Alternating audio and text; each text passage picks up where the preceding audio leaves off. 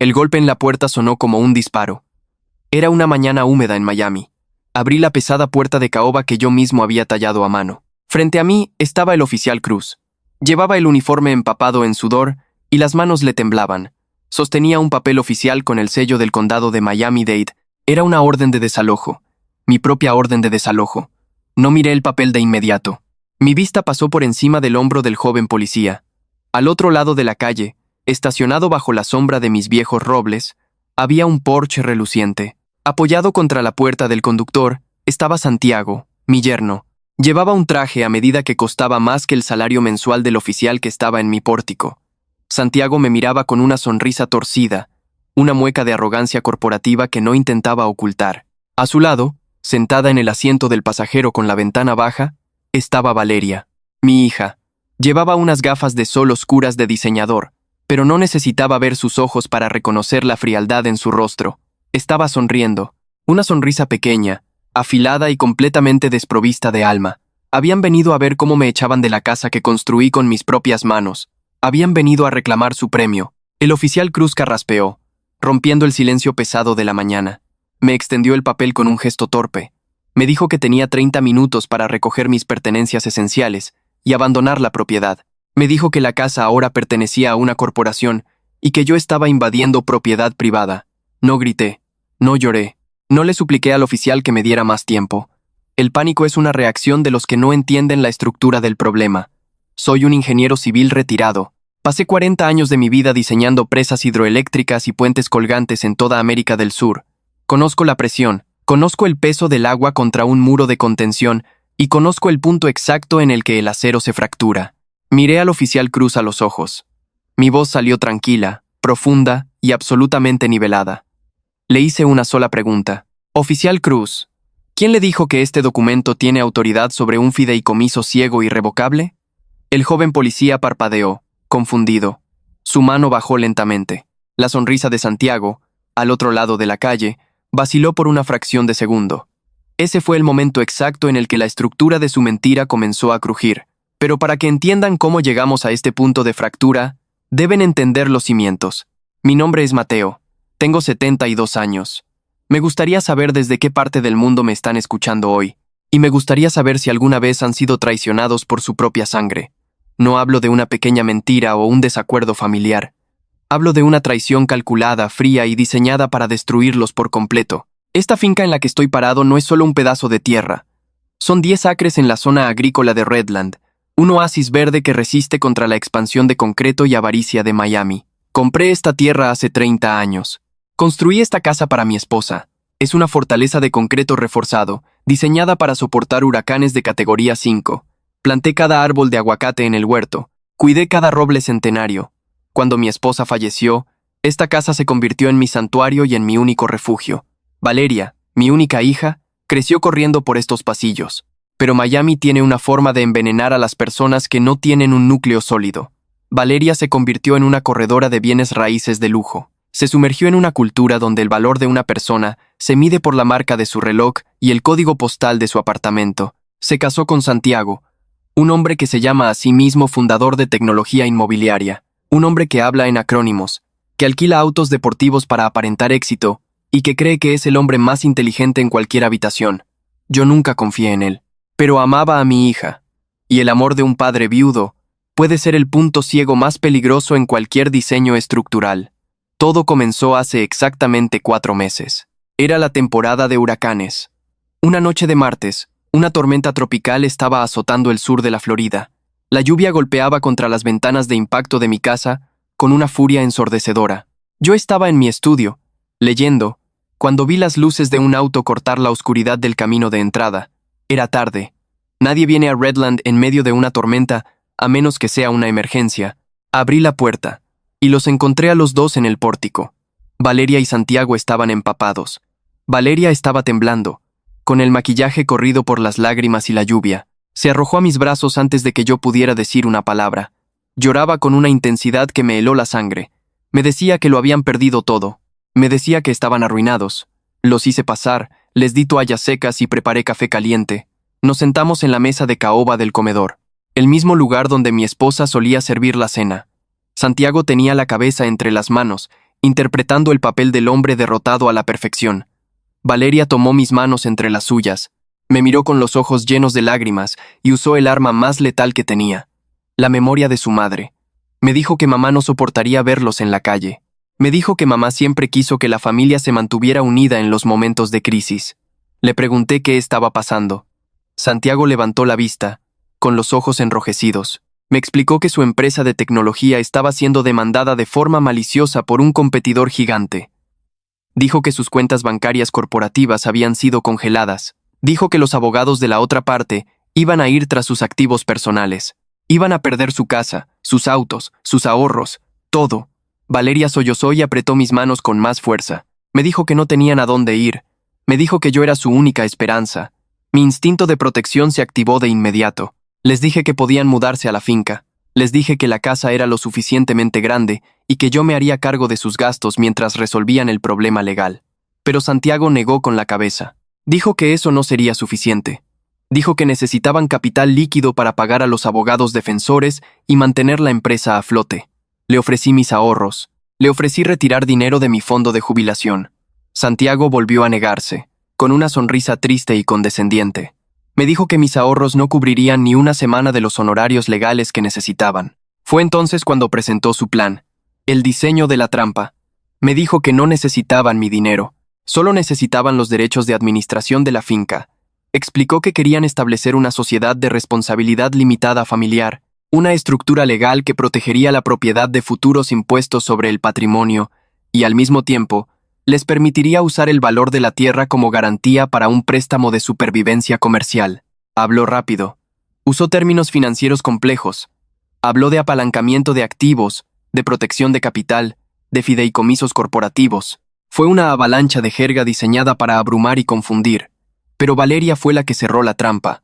Me miró a los ojos y me dijo que era solo una formalidad. Me dijo que yo seguiría siendo el dueño absoluto de la casa. Me dijo que solo necesitaban mi firma para que el banco aprobara el préstamo comercial a nombre de la familia. Prometió que, en cuanto ganaran la demanda, cancelarían el préstamo y todo volvería a la normalidad. Lloró de nuevo. Me dijo que si no los ayudaba, Santiago iría a la cárcel por deudas corporativas. Me dijo que yo era su héroe. El dolor nubla el juicio. La necesidad de proteger a un hijo puede hacer que un hombre racional ignore todas las señales de advertencia. No vi las grietas en su historia. No me pregunté por qué un banco daría un préstamo comercial basado en una propiedad agrícola residencial. No me pregunté por qué los abogados defensores requerían millones de dólares por adelantado. Solo vi a mi niña llorando en la misma mesa donde su madre le enseñó a leer. Dije que sí. Acepté firmar los documentos.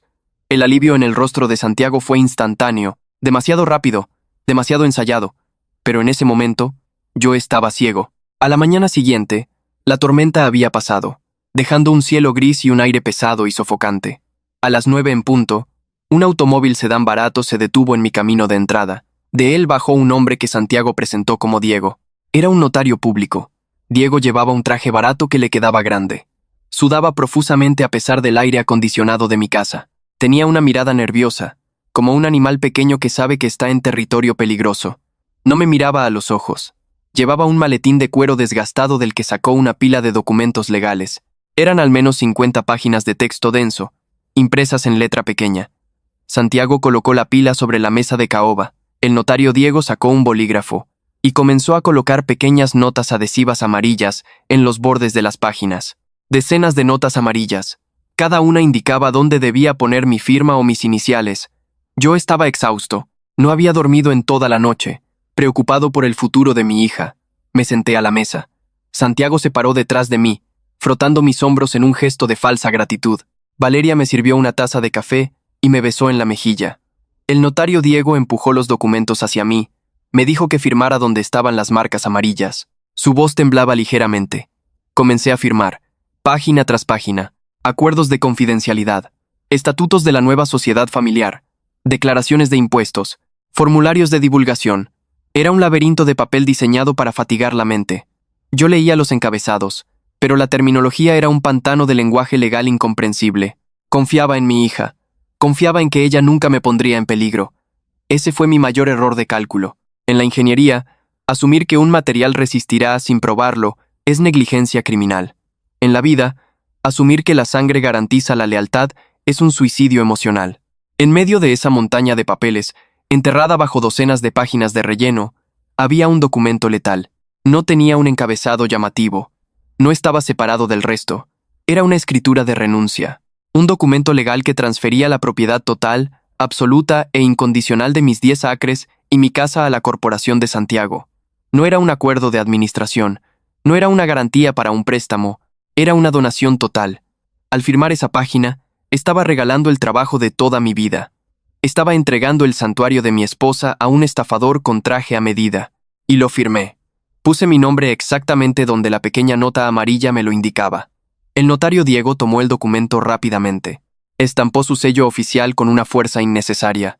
Recogió los papeles, los metió en su maletín y salió de mi casa casi corriendo. Ni siquiera se despidió. Santiago suspiró profundamente, como si se hubiera quitado un gran peso de encima. Me dio un abrazo fuerte. Me llamó el salvador de la familia. Valeria me sonrió, una sonrisa que ahora, en retrospectiva, reconozco como la mueca de un depredador que acaba de cerrar las mandíbulas sobre su presa. Se fueron esa misma mañana. Prometieron llamarme todos los días para mantenerme informado sobre el caso. Durante las primeras semanas lo hicieron. Llamadas breves, mensajes de texto diciendo que los abogados estaban trabajando duro. Luego, las llamadas se volvieron menos frecuentes. Los mensajes de texto se redujeron a respuestas de una sola palabra. Yo asumí que estaban abrumados por el estrés del juicio. Seguí cuidando mis árboles. Seguí reparando las cercas. Seguí viviendo en mi mundo tranquilo, ignorando que el suelo bajo mis pies ya no me pertenecía. La anomalía se presentó hace exactamente 2 semanas. Faltaban 14 días para que el oficial Cruz apareciera en mi puerta. Era un martes por la tarde. El sol de la Florida golpeaba con fuerza sobre el huerto de aguacates. Yo estaba podando las ramas bajas de un árbol viejo, con las manos manchadas de tierra y savia. El sudor me corría por la frente. Fue entonces cuando escuché el sonido de botas pesadas aplastando la hierba seca. Me di la vuelta y vi a un extraño caminando por mi propiedad. Llevaba un chaleco reflectante de color naranja y un casco blanco. Cargaba un trípode de aluminio pesado y un teodolito digital de alta precisión. Era un topógrafo comercial. Me acerqué a él limpiándome las manos en mis pantalones de trabajo. Le pregunté qué estaba haciendo en mi tierra. El hombre me miró con curiosidad. No parecía asustado ni sorprendido de verme. De hecho, parecía molesto por la interrupción. Me dijo que estaba haciendo un levantamiento topográfico. Le dije que yo no había contratado a ningún topógrafo. El hombre sacó una tableta electrónica de su chaleco. Revisó la pantalla y me miró de nuevo. Me dijo que él trabajaba para una firma de ingeniería contratada por la corporación propietaria del terreno. Dijo el nombre de la empresa de Santiago. Sentí un frío repentino en el pecho, a pesar del calor sofocante del día. Le pregunté para qué necesitaban un levantamiento topográfico. El topógrafo se encogió de hombros, como si estuviera discutiendo el clima. Me dijo que estaban mapeando el terreno para un nuevo desarrollo comercial, un resort ecológico de lujo. Dijo que el proyecto costaría varios millones de dólares. Dijo que iban a talar todo el huerto de aguacates para hacer espacio para las piscinas y las cabañas de lujo. Me quedé paralizado. Mi mente de ingeniero intentaba procesar los datos, pero los números no encajaban. Le pregunté por la casa principal. Le pregunté qué iba a pasar con la estructura de concreto reforzado. El topógrafo miró mi casa. La casa que construí para mi esposa. La casa donde crié a mi hija. El hombre volvió a mirar su tableta. Me dijo que la orden de demolición ya estaba aprobada por el condado. Dijo que la casa sería derribada en menos de un mes. El mundo entero se detuvo. El sonido de los pájaros desapareció. El zumbido de los insectos en el huerto se desvaneció. Solo escuchaba el latido pesado y lento de mi propio corazón. El topógrafo me preguntó si yo era el cuidador de la propiedad. Me dijo que debería ir buscando otro lugar para vivir, porque las excavadoras llegarían pronto. No le respondí. Me di la vuelta y caminé lentamente hacia la casa. Cada paso se sentía como si estuviera caminando bajo el agua. Entré en mi estudio. El aire acondicionado me golpeó la cara, pero yo seguía sudando frío. Me senté en mi silla de cuero. Miré la foto de mi difunta esposa en el escritorio. La estructura de mi realidad acababa de sufrir una falla catastrófica. Pero yo no soy un hombre que se derrumba. Soy un hombre que busca la causa de la falla. Tomé mi teléfono celular, marqué el número de Valeria. El teléfono sonó 3 veces antes de que ella contestara. Había mucho ruido de fondo, música a alto volumen, risas, el sonido inconfundible de copas de cristal chocando. Le pregunté dónde estaba. Su voz sonaba alegre, relajada, ligeramente alterada por el alcohol. Me dijo que estaba en Aspen, en un resort de esquí de lujo en Colorado. Dijo que ella y Santiago necesitaban un descanso del estrés del trabajo. Le pregunté por el juicio. Le pregunté por la bancarrota inminente. Hubo una pequeña pausa en la línea. Luego, soltó una risa nerviosa. Me dijo que los abogados habían logrado retrasar el proceso. Me dijo que no me preocupara por nada. Entonces, le hablé del topógrafo. Le dije que había un hombre en mi huerto midiendo la tierra para un resort ecológico. Le dije que el hombre mencionó una orden de demolición para mi casa. El silencio en la línea telefónica fue absoluto. La música de fondo parecía haber desaparecido. Pude escuchar la respiración de mi hija. Pude escuchar los engranajes de su mente girando, buscando una mentira lo suficientemente fuerte como para tapar la grieta. Cuando finalmente habló, su voz había cambiado. Ya no era la hija cariñosa, era la corredora de bienes raíces, fría, profesional y condescendiente. Me dijo que el topógrafo estaba equivocado. Me dijo que era solo una evaluación de impuestos de rutina requerida por el banco. Me dijo que los bancos siempre exageran los planes de desarrollo para justificar el valor de los préstamos. Me dijo que me calmara, que estaba imaginando cosas por mi edad. Me dijo que me amaba y colgó el teléfono. Me quedé sentado en el silencio de mi estudio. La matemática es un lenguaje puro. No miente. No tiene emociones. Las personas que están al borde de la bancarrota, las personas que están a punto de perderlo todo en una demanda corporativa, no se van de vacaciones a un resort de lujo en Aspen. Las personas que solo necesitan un préstamo de supervivencia no aprueban órdenes de demolición para la casa de su padre. La verdad se cristalizó en mi mente con la claridad del hielo. No había ninguna demanda. No había ningún competidor gigante intentando destruirlos. Todo había sido una obra de teatro. Las lágrimas de Valeria en medio de la tormenta. La desesperación de Santiago. La invocación de la memoria de mi esposa. Todo fue una manipulación psicológica calculada al milímetro para robarme mi tierra. Me habían despojado de mi patrimonio. Me habían convertido en un intruso en mi propia casa. Y lo habían hecho mirándome a los ojos y diciéndome que me amaban. En ese momento, algo dentro de mí murió. El padre afligido, el anciano dispuesto a sacrificarlo todo por su hija, dejó de existir. Ese hombre fue aplastado bajo el peso de la traición. En su lugar, despertó el ingeniero, el hombre que pasó décadas calculando tensiones, evaluando riesgos y diseñando estructuras para resistir las fuerzas más destructivas de la naturaleza. Si ellos querían jugar un juego de destrucción, yo les iba a enseñar cómo se diseña una demolición controlada, pero necesitaba pruebas. Necesitaba los planos exactos de su conspiración. Esperé a que cayera la noche. A las 2 de la madrugada, subí a mi vieja camioneta de trabajo. Conduje durante 1 hora desde la tranquilidad de Redland hasta el corazón de Miami. Me dirigí al complejo de casas adosadas de lujo donde vivían Valeria y Santiago. Era un vecindario cerrado, pero yo conocía el código de la puerta de servicio. Estacioné a 1 cuadra de distancia. Caminé en la oscuridad, evitando las cámaras de seguridad. Llegué a la zona de recolección de basura municipal del complejo. Eran grandes contenedores de metal verde, apestando a comida podrida y humedad estancada. No me importó el olor. No me importó la degradación física de lo que estaba a punto de hacer. Abrí la tapa del contenedor correspondiente a su bloque. Encendí una pequeña linterna. Comencé a cavar. Aparté bolsas de restos de comida orgánica, botellas de vino vacías de cientos de dólares y cajas de zapatos de diseñador. Mis manos se llenaron de suciedad. Mi camisa se manchó de grasa, pero mi mente estaba completamente enfocada. Después de 20 minutos de búsqueda metódica, las encontré. En el fondo del contenedor, debajo de los desperdicios de su vida de lujo, había 3 pesadas bolsas de plástico negro. No contenían basura normal. Eran densas y pesadas. Abrí una de ellas con mi navaja de bolsillo. El interior estaba lleno de miles de tiras de papel blanco, documentos triturados. El rastro de papel de su fraude. Habían vaciado la trituradora de su oficina en casa antes de irse a Aspen, creyendo que sus secretos estaban destruidos para siempre, creyendo que nadie sería tan desesperado o tan metódico como para buscar en la basura. Subestimaron mi paciencia, subestimaron mi capacidad para reconstruir lo que otros han roto. Saqué las 3 bolsas del contenedor. Pesaban como cemento húmedo. Las cargué sobre mis hombros y caminé de regreso a mi camioneta en la oscuridad de la madrugada.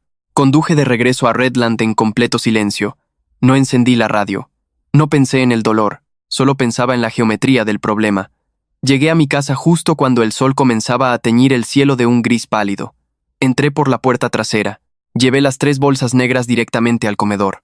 Las levanté y vacié su contenido sobre la gran mesa de caoba. Una montaña de cintas de papel blanco cubrió la superficie donde, 4 meses antes, mi hija había llorado lágrimas falsas. Encendí la lámpara de techo. Me lavé las manos. Fui a mi estudio y regresé con varios rollos de cinta adhesiva transparente, una lupa de ingeniero y unas pinzas de precisión. Me senté a la mesa. Tomé la primera tira de papel triturado. Tenía un fragmento de una palabra impresa en tinta negra. Tomé una segunda tira. Comencé el trabajo. Iba a reconstruir el plano exacto de mi propia destrucción, y una vez que entendiera cómo habían construido su mentira, iba a encontrar el punto de tensión exacto, y lo iba a hacer pedazos. Me senté a la mesa. Tomé la primera tira de papel triturado. Tenía un fragmento de una palabra impresa en tinta negra. Tomé una segunda tira. Comencé el trabajo. Iba a reconstruir el plano exacto de mi propia destrucción, y una vez que entendiera cómo habían construido su mentira, iba a encontrar el punto de tensión exacto, y lo iba a hacer pedazos. El reloj de pared marcaba las 3 de la madrugada cuando uní las primeras 2 piezas. El sonido del péndulo era lo único que rompía el silencio absoluto de la casa. Mis manos, acostumbradas a manejar acero y concreto, ahora manipulaban frágiles cintas de papel con la precisión de un cirujano. Usé unas pinzas de metal y un rollo de cinta adhesiva transparente. La luz de la lámpara de techo proyectaba sombras alargadas sobre la madera de caoba. Cada tira de papel que sacaba de las bolsas negras era una pieza de un rompecabezas diseñado para borrar mi existencia. Al principio, era solo un caos de letras inconexas y números fragmentados, pero la mente de un ingeniero está entrenada para encontrar patrones en el desorden. Comencé a clasificar las tiras por el tamaño de la fuente, por el color de la tinta y por el grosor del papel. Separé los documentos legales de los correos electrónicos impresos. Separé los planos arquitectónicos de los extractos bancarios. El dolor en mi espalda baja comenzó a irradiar hacia mis hombros, pero lo ignoré. La fatiga es una debilidad que no me podía permitir.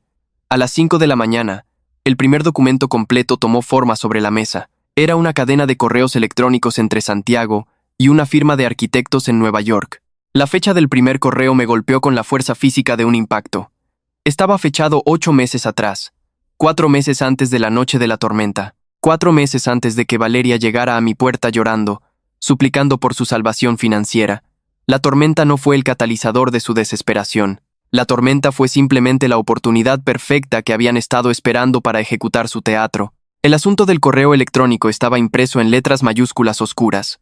Decía Proyecto Adquisición Santuario. Habían convertido el hogar de mi esposa, mi refugio, en un nombre en clave corporativo. Leí las palabras de Santiago en ese correo. Le decía al arquitecto principal que la propiedad de 10 acres en Redland estaría asegurada y lista para la demolición antes de fin de año. Le aseguraba que el actual ocupante, refiriéndose a mí, no sería un obstáculo. Decía que el ocupante era un anciano confiado y fácil de manejar. La frialdad de esas palabras impresas era absoluta. No había ninguna demanda maliciosa contra su empresa de tecnología. No había cuentas codo. No había redodo. Todo el pánico. A las 7 de la mañana, la luz del sol comenzó a filtrarse por las ventanas del comedor. Para entonces, había reconstruido los planos arquitectónicos preliminares. Vi los dibujos de las piscinas infinitas que reemplazarían mi huerto de aguacates. Vi los diseños de las cabañas de lujo que se construirían exactamente sobre los cimientos de mi casa. Vi las proyecciones financieras. Esperaban generar decenas de millones de dólares con la venta de las membresías exclusivas del resort. La premeditación del robo era innegable. No fue un acto de desesperación. Fue un asesinato financiero calculado a sangre fría. Me levanté de la silla. Mis articulaciones crujieron por la tensión de haber estado encorvado durante horas. Fui a la cocina y preparé una taza de café negro. Me paré frente a la ventana y miré mis árboles. El dolor de la traición de una hija es un ácido que te quema desde adentro. Te hace cuestionar cada recuerdo, cada sonrisa, cada abrazo de los últimos 30 años. Pero el dolor no resuelve problemas estructurales. El dolor no detiene las excavadoras. Si reaccionaba ahora, si los llamaba y los confrontaba con la evidencia, cometería un error táctico fatal. Santiago era un estafador corporativo. Si se sentía amenazado, inmediatamente transferiría los activos a cuentas en el extranjero. Valeria usaría sus contactos en bienes raíces para acelerar la venta de la tierra a un tercero, complicando el proceso legal durante años. Necesitaba que se sintieran seguros. Necesitaba que su arrogancia creciera hasta convertirse en su mayor punto ciego. La arrogancia es el defecto de diseño más común en las mentes criminales. Decidí iniciar una retirada táctica. Iba a darles exactamente lo que esperaban ver. Un anciano roto, confundido y en rápido declive cognitivo. Esa misma tarde, Tomé mi teléfono y llamé a Valeria. Dejé que el teléfono sonara varias veces. Cuando ella contestó, su voz era cautelosa, probablemente esperando que yo le preguntara de nuevo sobre el topógrafo. Modulé mi voz. La hice sonar más delgada, más frágil, con un ligero temblor en las cuerdas vocales. Le pregunté qué día era. Le dije que me sentía un poco desorientado y que no podía recordar si ya habíamos cenado juntos esta semana. Hubo un silencio en la línea. Pude escuchar el cambio en su respiración. La cautela fue reemplazada por una falsa dulzura condescendiente. Me dijo que era jueves. Me dijo que no habíamos cenado juntos, pero que ella y Santiago podrían venir el domingo por la tarde para ver cómo estaba. Le dije que me encantaría. Le dije que me sentía muy solo y que a veces olvidaba dónde ponía mis llaves. Colgué el teléfono y comencé a preparar el escenario. El domingo a las 4 de la tarde, el rugido del motor del Porsche de Santiago rompió la tranquilidad de mi camino de entrada. Los observé desde la ventana de la cocina. Santiago bajó del auto vistiendo una camisa de lino de diseñador y gafas de sol costosas. Valeria llevaba un vestido de seda y un bolso de cuero que costaba más que los impuestos anuales de mi propiedad. Caminaban hacia mi puerta con la confianza de los dueños absolutos. Abrí la puerta antes de que tocaran. Llevaba un suéter viejo. A pesar del calor de la Florida, había dejado de afeitarme durante 3 días. Caminé arrastrando ligeramente el pie derecho, simulando una debilidad articular. Valeria me abrazó. Su perfume era abrumador. Me habló con esa voz aguda y lenta que la gente usa cuando se dirige a los niños pequeños o a los ancianos seniles. Me preguntó si había estado tomando mis medicamentos. Le respondí con una mirada vacía, parpadeando lentamente antes de asentir. Santiago me dio una palmada condescendiente en el hombro. Entraron a la casa y se sentaron en la sala de estar. Les ofrecí vino. Fui a la cocina y serví 2 copas de un vino tinto barato. Caminé de regreso a la sala sosteniendo la bandeja con ambas manos. Hice que mis manos temblaran deliberadamente. Cuando llegué a la mesa de centro, dejé caer la bandeja unos centímetros antes de tocar la superficie. Una de las copas se volcó. El vino tinto se derramó sobre la madera y salpicó la alfombra. Solté un jadeo exagerado y comencé a disculparme profusamente. Me agaché con torpeza, intentando limpiar el desastre con la manga de mi suéter. Observé sus reacciones por el rabillo del ojo. Santiago no hizo ningún intento por ayudarme. Simplemente apartó sus zapatos de diseñador para evitar que se mancharan. Su rostro mostraba una mezcla de asco y triunfo. Valeria suspiró. Puso los ojos en blanco y me dijo que lo dejara, que ella llamaría a alguien para que lo limpiara al día siguiente. Durante la siguiente hora, interpreté mi papel a la perfección. Repetí la misma historia sobre mi difunta esposa 3 veces. Llamé a Santiago por el nombre de un antiguo compañero de trabajo. Miraba al vacío durante nuestras conversaciones. Vi cómo intercambiaban miradas rápidas y cómplices. Estaban convencidos. Creían que el estrés de la supuesta demanda y mi avanzada edad finalmente habían quebrado mi mente. Creían que yo ya no era una amenaza. Cuando se fueron esa noche, Valeria me dio un beso en la frente y me dijo que no me preocupara por nada, que ellos se encargarían de todo. Cerré la puerta detrás de ellos. Me enderecé. El temblor en mis manos desapareció instantáneamente. Mi mente estaba más afilada que nunca. La fase de contención había sido un éxito. Ahora, era el momento de construir la ofensiva. El lunes por la mañana, me levanté antes del amanecer. Me di una ducha fría. Me afeité con cuidado. Fui a mi armario y saqué un traje gris oscuro de corte clásico. Era el traje que solía usar cuando me reunía con ministros de infraestructura y banqueros internacionales. Me puse una corbata de seda sobria y lustré mis zapatos de cuero. El anciano senil se quedó en Redland. El ingeniero civil maestro estaba listo para ir a la guerra. Conduje mi camioneta hacia el centro de Miami.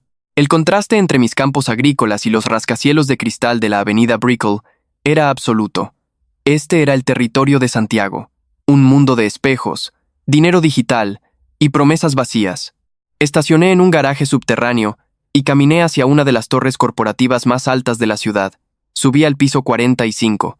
Las puertas del ascensor se abrieron a una recepción de mármol negro y acero inoxidable.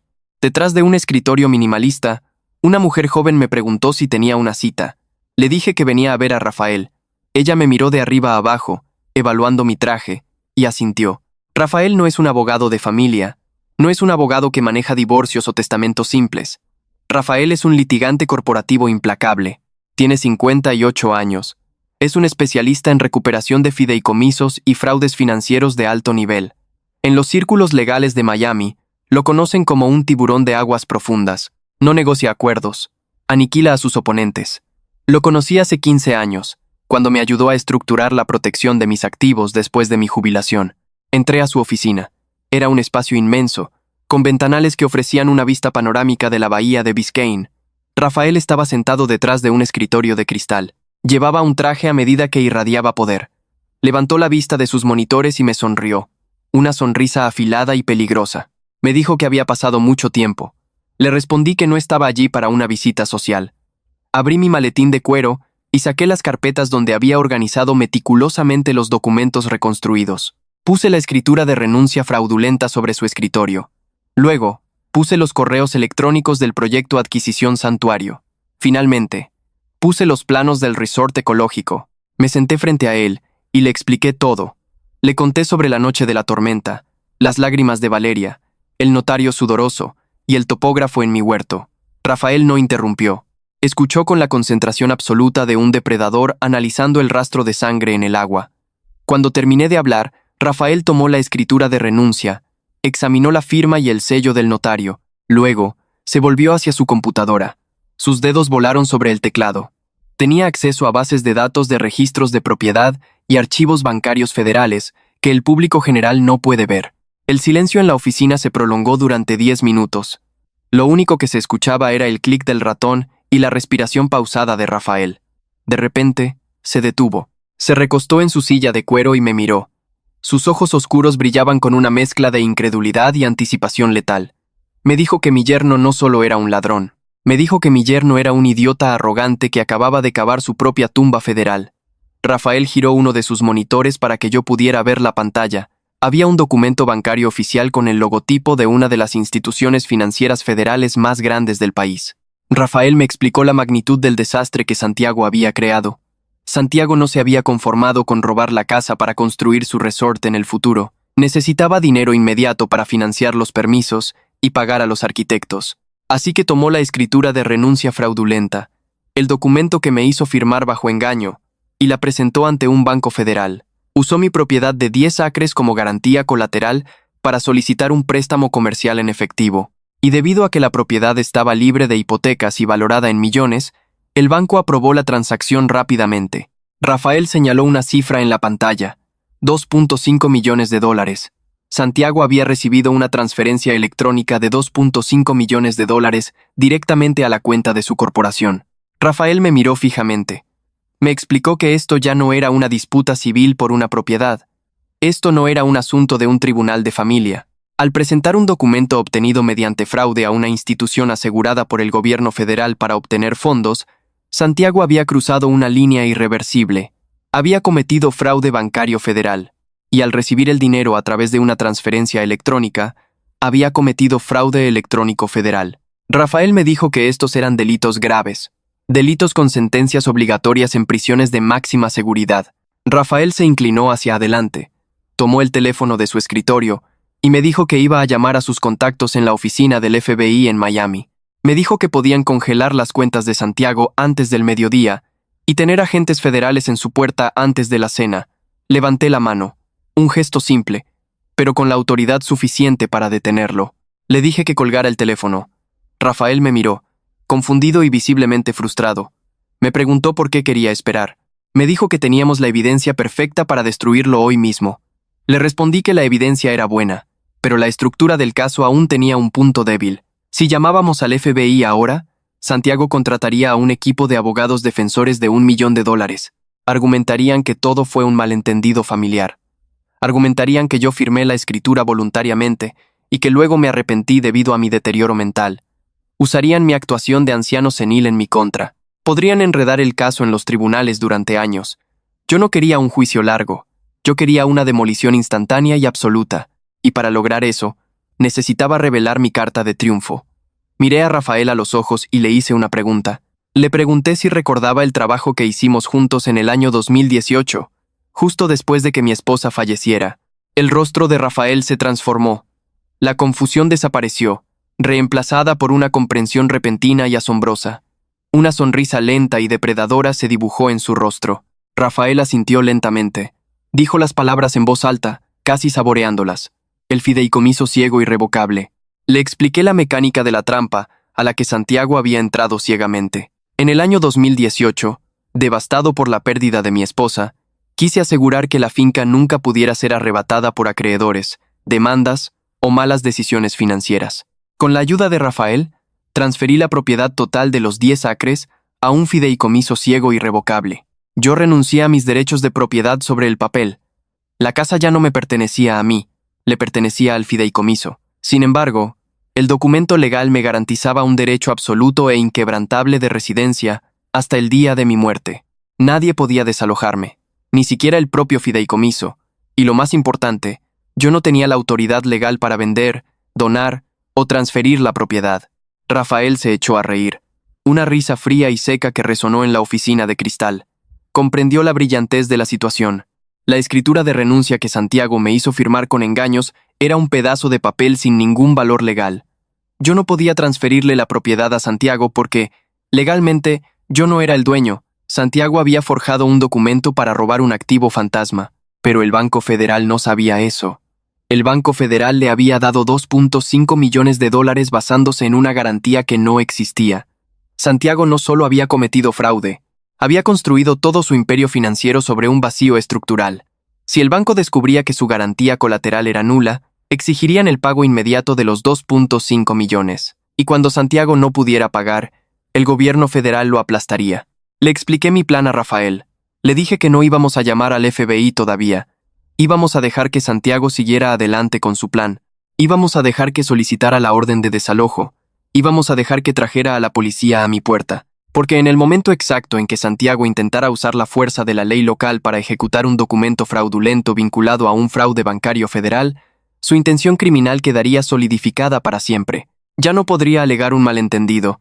Estaría cometiendo el delito en tiempo real, frente a testigos oficiales. Rafael asintió, impresionado. Me dijo que era la trampa legal más despiadada que había visto en su carrera. Acordamos mantener el silencio absoluto. Rafael prepararía los documentos del fideicomiso y tendría a sus contactos federales en espera, listos para actuar en el momento en que yo diera la señal. Salí de la oficina de Rafael sintiendo el peso de la justicia en mis manos. Tenía la destrucción financiera y legal de Santiago asegurada, pero mi mente de ingeniero no estaba satisfecha. Tenía los datos sobre el fraude, pero me faltaban los datos sobre la traición emocional. Necesitaba saber la verdad absoluta sobre Valeria. Necesitaba saber si mi hija había sido manipulada por su esposo, si era una cómplice pasiva, o si ella era la arquitecta principal de mi sufrimiento. No podía condenarla a la destrucción total sin estar absolutamente seguro de su nivel de malicia. Necesitaba escuchar sus verdaderos pensamientos cuando creía que nadie la estaba escuchando. Conduje desde el distrito financiero hasta una tienda especializada en equipos de vigilancia electrónica en las afueras de la ciudad. Era un lugar discreto, frecuentado por investigadores privados y contratistas de seguridad. Entré y pedí hablar con el gerente. Le dije que necesitaba un dispositivo de grabación de audio. No quería un juguete comercial, quería tecnología de grado militar. El gerente me llevó a la trastienda. Me mostró un micrograbador de audio. Era del tamaño de una moneda pequeña, recubierto de polímero negro mate. Tenía un micrófono omnidireccional de alta sensibilidad, capaz de captar susurros a 10 metros de distancia. La batería interna podía transmitir audio en vivo a una frecuencia encriptada durante 72 horas continuas. Pagué en efectivo. Regresé a Redland. Esa misma tarde, llamé a Valeria. Volví a usar la voz frágil y temblorosa del anciano derrotado. Le dije que me sentía muy mal. Le dije que tenía dolores en el pecho y que me sentía increíblemente solo. Le rogué que viniera a verme, solo ella, sin Santiago. Le dije que necesitaba hablar con mi pequeña niña. Valeria suspiró en el teléfono, un sonido de pura irritación, pero accedió a venir. Llegó una hora después. Estacionó su auto deportivo frente a la casa y entró sin llamar. Yo estaba sentado en el sillón reclinable de la sala, cubierto con una manta gruesa. Tenía una botella de mis pastillas para la presión arterial sobre la mesa auxiliar. Valeria se paró frente a mí. No se quitó las gafas de sol. Llevaba un bolso de diseñador de edición limitada colgado del hombro. Me preguntó qué pasaba, con un tono de voz que dejaba claro que tenía prisa. Empecé a toser, una tos seca y profunda que sacudió mi pecho. Le dije que tenía miedo. Le dije que sentía que mi corazón estaba fallando. Le pedí que me trajera un vaso de agua de la cocina. Valeria puso los ojos en blanco. Dejó su bolso de diseñador sobre el sofá de cuero y caminó hacia la cocina.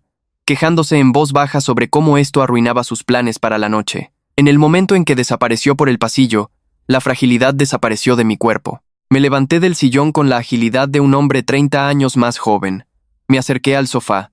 Tomé el micrograbador negro que tenía escondido en el bolsillo de mi suéter. Abrí el bolso de Valeria. Olía a cuero caro y perfume francés. Deslicé mis dedos por el interior hasta encontrar un pequeño desgarro en el forro de seda del fondo. Empujé el dispositivo de grabación profundamente dentro del forro, asegurándome de que quedara completamente oculto e indetectable al tacto. Volví a mi sillón y me cubrí con la manta justo un segundo antes de que Valeria regresara con el vaso de agua. Me lo entregó sin mirarme a los ojos. Me dijo que tenía que irse, que tenía una cena importante con unos clientes. Me dijo que me tomara mis pastillas y que dejara de ser tan dramático. Se dio la vuelta, tomó su bolso del sofá y salió de mi casa. Ni siquiera se despidió. Me quedé solo en la sala. El silencio volvió a apoderarse de la finca. Fui a mi estudio. Cerré la puerta y apagué todas las luces. La habitación quedó sumida en una oscuridad total. Me senté en mi silla de cuero frente al escritorio. Saqué el receptor de audio de la caja negra. Era un pequeño dispositivo con una pantalla digital que emitía un brillo verde pálido. Conecté unos auriculares de alta fidelidad al receptor. Me los puse sobre las orejas. Encendí el interruptor. Al principio, solo escuché estática. Luego, el sonido se aclaró. Escuché el motor del auto de Valeria rugiendo en la carretera. Escuché la música pop que escuchaba a todo volumen. Escuché el sonido de sus neumáticos sobre el asfalto. Me quedé sentado en la oscuridad durante horas, escuchando la banda sonora de la vida de mi hija. A las 8 de la noche, escuché el sonido de una puerta abriéndose. Escuché los pasos de Valeria sobre un piso de madera dura. Había llegado a su casa adosada. Escuché la voz de Santiago. Le preguntaba cómo estaba el viejo. Valeria soltó una risa corta y cruel. El sonido de esa risa a través de los auriculares fue como un clavo de acero perforando mi tímpano. Valeria le dijo a Santiago que yo estaba peor que nunca. Le dijo que estaba tosiendo y quejándose de su corazón. Escuché el sonido de hielo cayendo en vasos de cristal. Santiago estaba sirviendo tragos. Santiago habló. Su voz resumaba arrogancia. Se jactó de los $2.5 millones.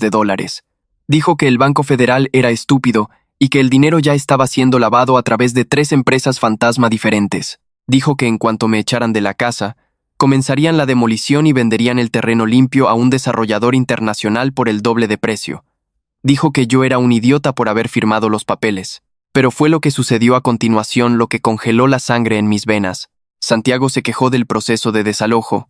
Dijo que los tribunales eran lentos y que tener que lidiar con la policía local para sacarme de la propiedad iba a ser un dolor de cabeza mediático. Dijo que deseaba que yo simplemente me muriera de una vez para ahorrarles el trámite. Hubo un silencio en la grabación. Solo el sonido del hielo chocando contra el cristal. Entonces, Valeria habló. Su voz era tranquila, metódica, fría como el nitrógeno líquido. Le dijo a Santiago que no se preocupara por el desalojo. Le dijo que ella tenía una solución más limpia. Escuché cada palabra con una claridad aterradora. Valeria explicó que ella era la persona de contacto de emergencia en mi farmacia. Explicó que yo dependía de un medicamento premium para la presión arterial y el ritmo cardíaco para sobrevivir. Dijo que iba a llamar a la farmacia a primera hora de la mañana. Iba a cancelar la receta del medicamento premium. Iba a decirles que ya no podíamos pagarlo y que lo cambiaran por el genérico más barato y menos efectivo del mercado. O mejor aún, dijo, simplemente no iría a recoger las pastillas cuando se me acabaran. Santiago preguntó si eso no levantaría sospechas. Valeria se rió de nuevo, una risa suave y venenosa. Dijo que yo era un anciano senil y deprimido. Dijo que cuando mi corazón finalmente fallara, los médicos asumirían que me olvidé de tomar mi medicación. Dijo que yo moriría en la casa, o en una instalación estatal barata, y que ellos heredarían la propiedad limpia, sin necesidad de desalojos ni escándalos. Me quedé paralizado en la oscuridad de mi estudio. La respiración se me atascó en la garganta. Mi propia hija, la niña a la que le enseñé a caminar, la niña a la que consolé cuando tenía pesadillas, estaba sentada en su sala de estar de lujo, bebiendo licor caro, planificando fríamente mi asesinato médico para evitar un trámite burocrático. La traición era absoluta. Ya no había espacio para la duda. Ya no había espacio para la piedad. La grabación era prístina. Tenía la confesión del fraude bancario federal de Santiago. Y tenía la conspiración para cometer asesinato de Valeria. Me quité los auriculares. Mis manos no temblaban. Mi corazón latía con un ritmo lento y poderoso. El dolor había desaparecido por completo. Solo quedaba el vacío frío y calculador de la justicia absoluta. La trampa estaba completamente armada. Solo tenía que esperar a que ellos mismos activaran el detonador. Me quité los auriculares. Mis manos no temblaban. Mi corazón latía con un ritmo lento y poderoso. El dolor había desaparecido por completo. Solo quedaba el vacío frío y calculador de la justicia absoluta. La trampa estaba completamente armada. Solo tenía que esperar a que ellos mismos activaran el detonador. Y el detonador fue presionado esta misma mañana. Volvemos al momento exacto en el que comenzamos esta historia. El pórtico de mi casa. El aire pesado y húmedo de Miami se adhería a la piel como una segunda capa de ropa. El sol ya estaba alto, calentando el concreto de mi camino de entrada y proyectando sombras afiladas y oscuras sobre el césped perfectamente cortado. El oficial Cruz seguía parado frente a mí. La orden de desalojo temblaba ligeramente en su mano derecha. El sudor le corría por la frente, empapando el cuello azul oscuro de su uniforme de la policía del condado. Al otro lado de la calle, bajo la sombra protectora de mis viejos robles, Santiago seguía apoyado contra la puerta de su Porsche reluciente. Valeria seguía sentada en el asiento del pasajero, con sus gafas de sol oscuras de diseñador y su sonrisa pequeña, afilada y desprovista de alma. Habían venido a presenciar mi humillación pública, habían venido a reclamar su premio inmobiliario, pero mi pregunta había detenido el tiempo por completo. Oficial Cruz, ¿quién le dijo que este documento tiene autoridad sobre un fideicomiso ciego irrevocable? Las palabras flotaron en el aire de la mañana, pesadas y definitivas. El joven policía parpadeó, completamente confundido por la terminología. Su mano, la que sostenía el documento fraudulento, bajó lentamente hasta quedar a un costado de su cuerpo, como si el papel de repente pesara 100 kilos. Cruz no era un abogado corporativo de alto nivel, era un oficial de patrulla del condado de Miami-Dade. Su trabajo diario era mantener la paz, dirigir el tráfico y ejecutar órdenes judiciales estándar de tribunales locales. No estaba entrenado para analizar estructuras legales complejas de protección de activos ni para lidiar con fraudes financieros federales. Miró el papel oficial que tenía en la mano, buscando alguna pista en la tinta negra. Luego, levantó la vista y miró a Santiago al otro lado de la calle. La sonrisa arrogante de Santiago había vacilado por una fracción de segundo. Fue un microgesto casi imperceptible, una contracción involuntaria de los músculos faciales alrededor de la boca que delataba la primera punzada de pánico real en su cerebro.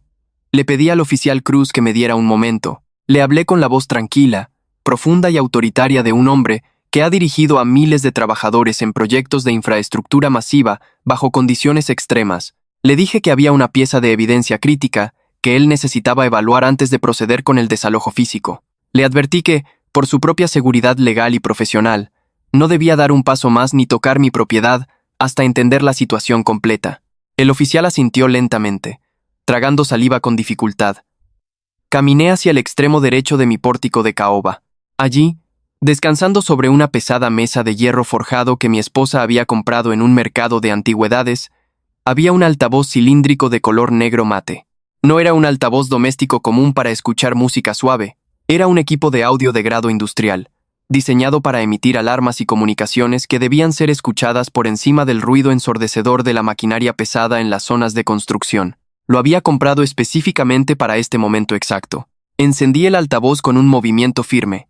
Un tono de confirmación grave y profundo resonó en la madera del pórtico, vibrando en las suelas de mis zapatos. Saqué mi teléfono celular del bolsillo de mi pantalón de trabajo.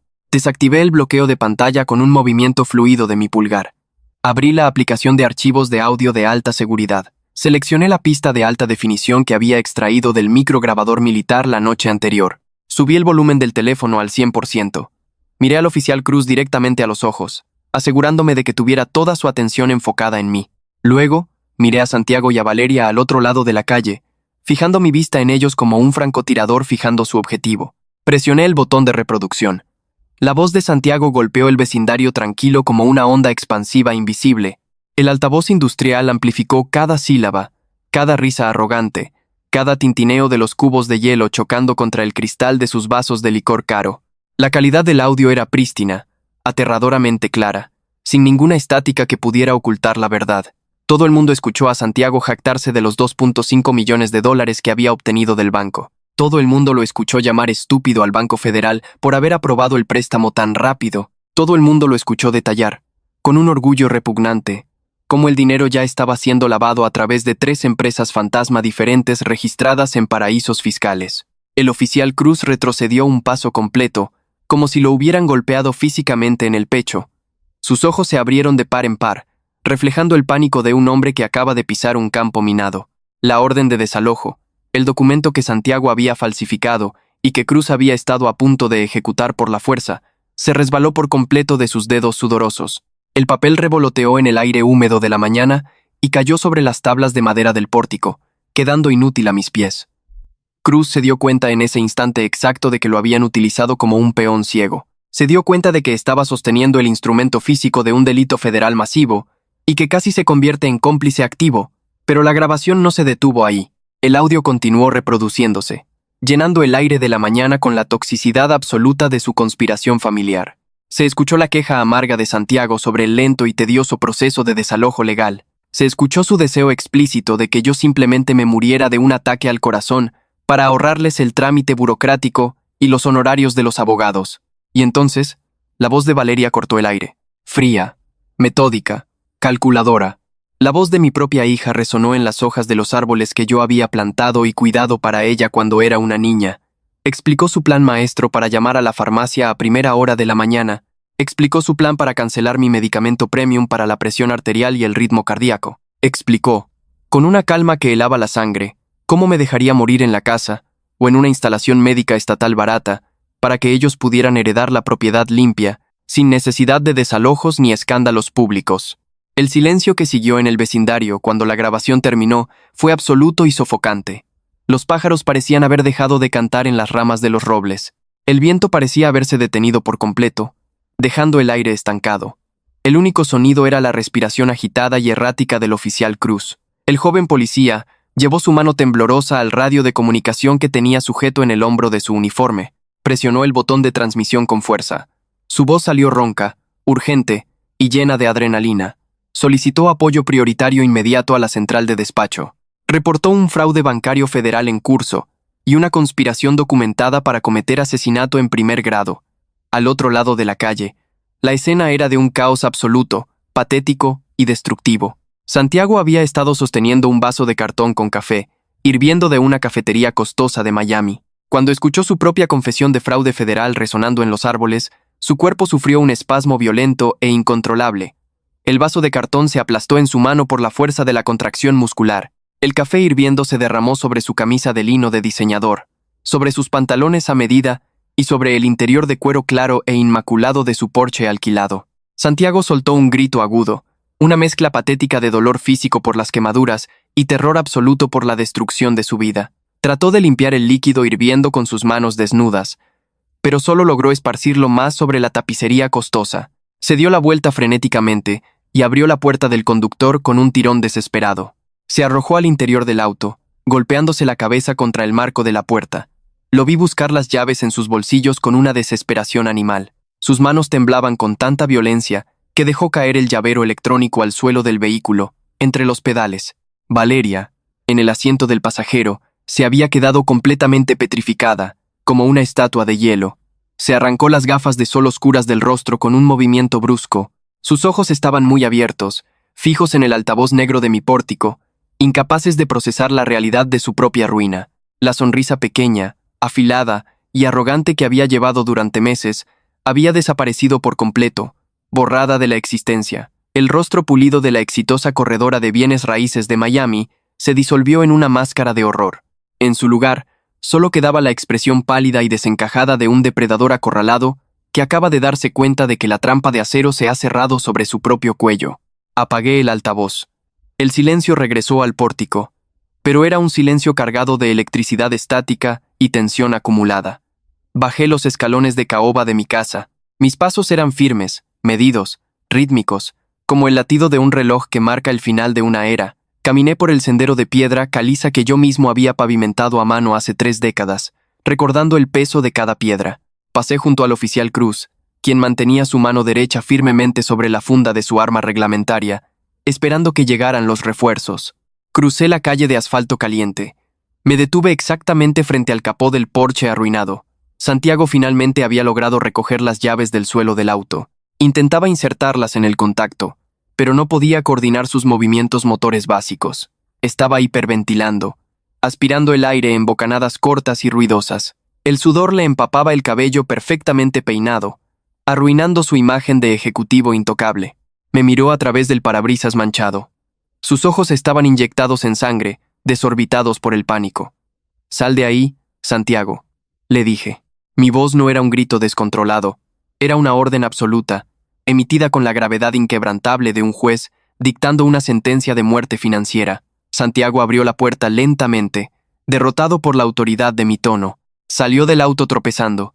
Sus piernas apenas lo sostenían, temblando bajo el peso de su propia culpa. El café manchaba su ropa clara como si fuera sangre oscura y seca. Me miró con una mezcla tóxica de odio impotente y pánico ciego. Me preguntó qué había hecho. Me preguntó, tartamudeando, de dónde había sacado esa grabación de audio. No respondí a sus preguntas inútiles. Un ingeniero maestro no debate con los escombros de un edificio que acaba de colapsar por su propio peso. Simplemente le expliqué la física exacta de su destrucción inminente. Le hablé con la voz fría de un profesor explicando un error matemático fatal a un estudiante arrogante que acaba de reprobar su vida entera. Le dije que en el año 2018 transferí la propiedad total y absoluta de mis 10 acres a un fideicomiso ciego irrevocable. Le expliqué, usando términos legales precisos, que yo no era el dueño legal de la tierra desde hacía años. Le expliqué que el documento que me hizo firmar bajo engaño emocional, la escritura de renuncia que escondió cobardemente entre 50 páginas de relleno legal inútil, era un documento nulo desde el momento en que la tinta tocó el papel. Un pedazo de basura sin ningún valor en el mundo real o en cualquier tribunal de los Estados Unidos. Vi cómo la información penetraba lentamente en su cerebro saturado de pánico. Vi cómo los engranajes oxidados de su mente de estafador intentaban procesar la magnitud catastrófica del error estructural que había cometido. Le expliqué que el Banco Federal le había otorgado un préstamo comercial en efectivo de $2.5 millones, basándose en una garantía colateral que simplemente no existía. Le dije que había utilizado un activo fantasma, una ilusión de papel, para extraer capital real de una institución financiera, asegurada por el gobierno de los Estados Unidos. Le dije que eso no era un simple robo familiar que pudiera resolverse con una disculpa o un acuerdo civil. Eso era fraude bancario masivo, fraude electrónico federal y falsificación agravada. Santiago retrocedió tambaleándose hasta chocar violentamente contra la puerta abierta de su auto. Se agarró el pecho con ambas manos, como si estuviera sufriendo el ataque al corazón que habían planeado para mí. Su respiración era superficial, rápida y silbante. Se dio cuenta en ese instante de que su empresa de tecnología, su dinero lavado en el extranjero, sus cuentas bancarias secretas, todo su imperio de mentiras estaba construido sobre un vacío estructural absoluto. Se dio cuenta de que su vida entera, su libertad y su futuro habían terminado para siempre. No tuve que esperar mucho para que la fuerza de gravedad de la justicia federal hiciera su trabajo final. Antes de que las patrullas regulares de la policía local pudieran llegar para respaldar al oficial Cruz, un sonido mucho más pesado y amenazante rompió la quietud de la mañana en Redland. El rugido profundo de motores de alta cilindrada se acercaba a gran velocidad por la carretera principal. 3 vehículos utilitarios deportivos de tamaño completo, pintados de un color negro mate absorbente de luz, giraron violentamente en la esquina de mi calle. No tenían placas oficiales visibles, pero las luces estroboscópicas rojas y azules parpadeaban furiosamente, cegando la vista, ocultas en las parrillas delanteras y detrás de los parabrisas tintados. Los neumáticos gruesos y tácticos chirriaron contra el asfalto caliente, dejando largas marcas negras de goma quemada en la calle. Los 3 vehículos pesados rodearon el porche de Santiago en una maniobra de pinza perfecta, bloqueando cualquier posible ruta de escape hacia adelante o hacia atrás.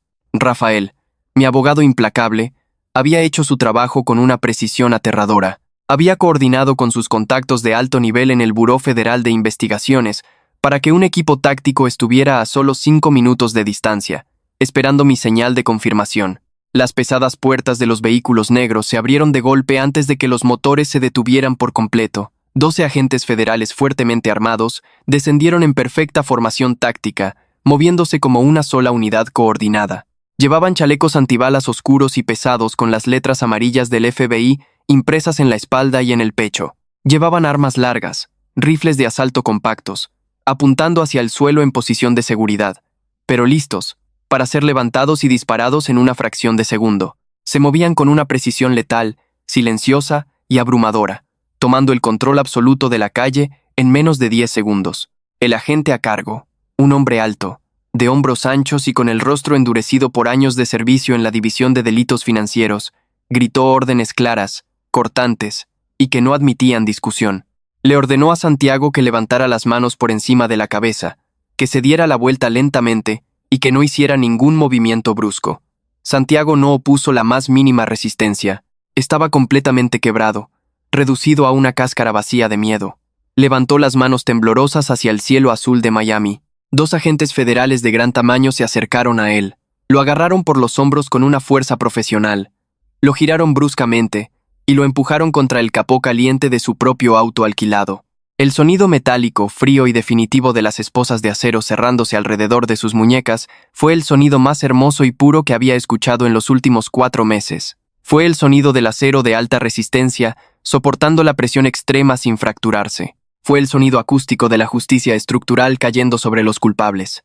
Mientras los agentes registraban los bolsillos de Santiago de manera agresiva y le leían sus derechos federales en voz alta y monótona, la puerta del pasajero del Porsche se abrió lentamente, rechinando sobre sus bisagras. Valeria salió del vehículo como si estuviera en un trance profundo. Sus piernas, temblando incontrolablemente, no la sostuvieron. Cayó de rodillas con un golpe sordo sobre el asfalto caliente y áspero de la calle. El vestido de seda de diseñador, que costaba miles de dólares, se raspó contra la grava sucia, rasgándose en las rodillas y manchándose de aceite de motor. Su bolso de cuero de edición limitada, el mismo bolso donde yo había escondido el micrófono que selló su destino, cayó al suelo, derramando su contenido de cosméticos caros y tarjetas de crédito de platino en la cuneta sucia. Valeria levantó la vista hacia mí desde el suelo. Su rostro estaba empapado en lágrimas abundantes y desesperadas, pero esta vez yo sabía la verdad. No eran las lágrimas teatrales, calculadas y falsas que había usado la noche de la tormenta para robarme mi hogar. Esta vez eran lágrimas de terror absoluto, de humillación pública y de la comprensión aplastante de que iba a pasar décadas en una celda de concreto. El maquillaje costoso se le corría por las mejillas en gruesas líneas oscuras, dándole el aspecto de un payaso trágico y arruinado. Me miró con los ojos muy abiertos, suplicando clemencia a la única persona que había amado incondicionalmente y a la que había intentado asesinar. Juntó las manos frente a su pecho en un gesto patético de oración. «Papá», dijo. Su voz era un gemido roto, agudo y rasposo que apenas se elevaba por encima del ruido de los radios de la policía. «Papá, por favor, sálvame de esto. Diles que todo fue un terrible error. Diles que yo no sabía nada de los planes de Santiago. Por favor, papá, te lo ruego por la memoria sagrada de mamá». Escucharla invocar a mi difunta esposa por segunda vez, usar el nombre de la mujer que le dio la vida como un escudo para protegerse de sus propios crímenes, no me causó dolor. Me causó una profunda, fría y absoluta repulsión en el fondo de mi estómago. Miré a la mujer arrodillada en el asfalto, rodeada de agentes federales armados. Busqué en mi interior, en los rincones más profundos de mi alma, algún rastro de piedad o de amor paternal. Busqué al padre joven que le enseñó a andar en bicicleta en este mismo camino de entrada. Busqué al hombre agotado que trabajó turnos dobles de 16 horas en las presas hidroeléctricas de la selva para pagar su costosa educación universitaria en el extranjero. Pero ese hombre compasivo y ciego ya no existía. Había sido asesinado sin piedad en el momento exacto en que escuché la grabación de su voz fría en la oscuridad de mi estudio. Miré a Valeria con ojos completamente vacíos, desprovistos de cualquier emoción humana. No había ira ardiente en mi voz. No había tristeza paralizante. Solo la fría y objetiva observación de un ingeniero evaluando un material de construcción que ha fallado catastróficamente la prueba de tensión y debe ser descartado para siempre en el vertedero. Le dije que no se atreviera a pronunciar el nombre de su madre en mi presencia nunca más. Le dije, con una voz que cortaba como el cristal roto, que mi verdadera hija murió en el momento exacto en que calculó fríamente mi asesinato médico para ahorrarse un maldito trámite burocrático. Le dije que la mujer patética que estaba arrodillada frente a mí en la suciedad de la calle era solo una extraña codiciosa, una criminal sin alma, que estaba a punto de enfrentar las consecuencias devastadoras de sus propios cálculos matemáticos. Me di la vuelta lentamente, dándole la espalda para siempre. No esperé a escuchar su respuesta o sus excusas vacías. No miré hacia atrás ni una sola vez cuando 2 agentes femeninas del gobierno federal, con rostros severos y profesionales, la levantaron del suelo por los brazos con fuerza y le pusieron las pesadas esposas de acero en las muñecas. No me inmuté, ni mi pulso se aceleró, cuando sus gritos histéricos y desgarradores llenaron la calle mientras la empujaban sin contemplaciones en la parte trasera oscura de uno de los vehículos blindados. Caminé de regreso por mi sendero de piedra caliza, sintiendo la solidez de la tierra bajo mis pies. Subí los escalones de caoba de mi pórtico, dejando atrás el caos de las sirenas y los motores.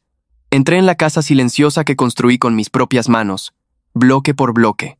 Cerré la pesada puerta de madera maciza y giré la cerradura de seguridad de acero inoxidable, sellando el mundo exterior. El silencio volvió a reinar en la finca, un silencio limpio y purificado. El sistema judicial federal de los Estados Unidos es una maquinaria inmensa, lenta y pesada. Pero cuando el gobierno federal es la víctima directa de un fraude documentado de $2.5 millones, y cuando la montaña de evidencia incluye una confesión de audio prístina, registros de transferencias electrónicas irrefutables y el testimonio de un abogado corporativo implacable, la maquinaria se mueve con una eficiencia brutal y aplastante. 6 meses después de esa caótica mañana en el pórtico de Redland, el juicio penal concluyó en el centro de Miami. No hubo acuerdos de culpabilidad indulgentes. No hubo clemencia por ser delincuentes de cuello blanco por primera vez. Rafael se aseguró personalmente de que los fiscales federales tuvieran cada pieza de evidencia reconstruida meticulosamente, cada correo electrónico triturado que yo había pegado con cinta adhesiva y cada plano arquitectónico del maldito resort ecológico. Santiago y Valeria fueron declarados culpables por un jurado unánime de múltiples cargos graves. Fraude bancario federal, fraude electrónico, a través de fronteras estatales, falsificación agravada de documentos oficiales, y el cargo más pesado de todos, conspiración premeditada para cometer asesinato en primer grado por motivos financieros. El juez federal que presidió el caso era un hombre mayor, implacable, conocido por no tolerar bajo ninguna circunstancia la explotación financiera o el abuso físico de los ancianos vulnerables. Cuando leyó el veredicto, su voz resonó en la sala del tribunal revestida de madera. Dictó la sentencia máxima permitida por las pautas federales de condena. 25 años de prisión dura en una instalación federal de máxima seguridad, sin ninguna posibilidad de libertad condicional anticipada por buen comportamiento, sin vías de apelación viables que pudieran reducir su tiempo tras las rejas. El Banco Federal, en su implacable y fría búsqueda de restitución financiera, activó sus propios mecanismos legales y embargó absolutamente todo lo que la pareja poseía. Congelaron y vaciaron las cuentas bancarias de las empresas fantasma en cuestión de horas. Confiscaron la casa adosada de lujo en el centro de Miami, cambiando las cerraduras y poniendo un aviso de ejecución hipotecaria en la puerta. Embargaron los autos deportivos alquilados, las joyas de diamantes, los relojes de diseñador suizos y hasta los bolsos de cuero de edición limitada que Valeria amaba más que a su propia familia. Santiago y Valeria fueron despojados de cada centavo, reducidos a la pobreza absoluta y humillante, despojados para siempre de la imagen falsa y el estatus social tóxico que adoraban por encima de la vida humana. En cuanto a mí, el final de su patética historia de codicia fue el comienzo de mi propio renacimiento personal. Una vez que la amenaza fue neutralizada permanentemente y los criminales fueron encerrados en jaulas de concreto, me reuní con Rafael en su inmensa oficina de cristal con vista a la bahía. Firmé los densos documentos legales para disolver formalmente el fideicomiso ciego irrevocable. La finca de 10 acres en Redland, con sus robles y su huerto, volvió a ser de mi propiedad absoluta y sin restricciones. Pero la casa ya no se sentía como el santuario pacífico que había sido durante décadas. Las paredes inquebrantables de concreto reforzado y los hermosos pisos de caoba pulida estaban manchados invisiblemente por el recuerdo tóxico de la traición de mi propia sangre. La estructura física de la casa estaba perfectamente intacta, pero la integridad emocional del lugar había sido comprometida más allá de cualquier reparación posible. Un buen ingeniero civil sabe exactamente cuándo es el momento de abandonar una estructura antigua que ya no sirve a su propósito y utilizar los recursos para construir algo completamente nuevo. Puse la propiedad de 10 acres en el mercado inmobiliario comercial. No se la vendía a un desarrollador corporativo despiadado que quisiera construir resorts de lujo o centros comerciales de concreto. Se la vendía a una cooperativa agrícola ética y comunitaria que planeaba mantener vivo el huerto de aguacates y convertir la casa principal en un centro de educación botánica y refugio para la comunidad local. La venta se cerró rápidamente por $5 millones en efectivo, transferidos de manera segura y legal a mis cuentas. Con ese capital masivo, dejé atrás el campo agrícola de Redland y me mudé al corazón vibrante de Miami. Compré un ático espectacular, bañado por el sol brillante de la Florida, en el piso 50 de una torre residencial de ultralujo frente al mar. Es un espacio inmenso y abierto, lleno de luz natural cegadora, paredes de cristal de piso a techo y vigas de acero expuestas. No hay rincones oscuros ni sombras profundas donde los secretos, las mentiras o las traiciones puedan esconderse. Pero no me guardé el resto de los millones en el banco para vivir mis últimos años en el lujo ocioso y egoísta. El dinero, al igual que el concreto de alta resistencia, solo tiene valor real si se utiliza para construir una base sólida que soporte el peso del mundo y mejore la vida de las personas. Utilicé la mayor parte de los fondos de la venta de la finca para establecer una fundación médica benéfica masiva, registrada legalmente a nombre de mi difunta esposa. La fundación tiene un solo propósito inquebrantable, financiado a perpetuidad: financiar recetas médicas vitales, tratamientos cardiovasculares costosos y atención de emergencia para personas mayores de bajos recursos en todo el sur de la Florida. Personas vulnerables que, de otro modo, serían abandonadas a su suerte por el frío sistema de salud o dejadas morir por familias codiciosas y sin escrúpulos. Cada mes que pasa, cientos de ancianos reciben directamente en sus puertas la medicación exacta que mantiene sus corazones latiendo con fuerza, pagada íntegramente por el dinero que Santiago y Valeria intentaron robar con tanta desesperación. Es la ironía más perfecta y poética que la vida podría haber diseñado. Su intento cobarde de asesinarme cancelando mi medicación para el corazón terminó financiando y salvando la vida de miles de personas inocentes. Ahora, paso mis mañanas tranquilas sentado en el amplio balcón de mi ático de cristal. Tengo 73 años, y mi mente es tan aguda como un bisturí.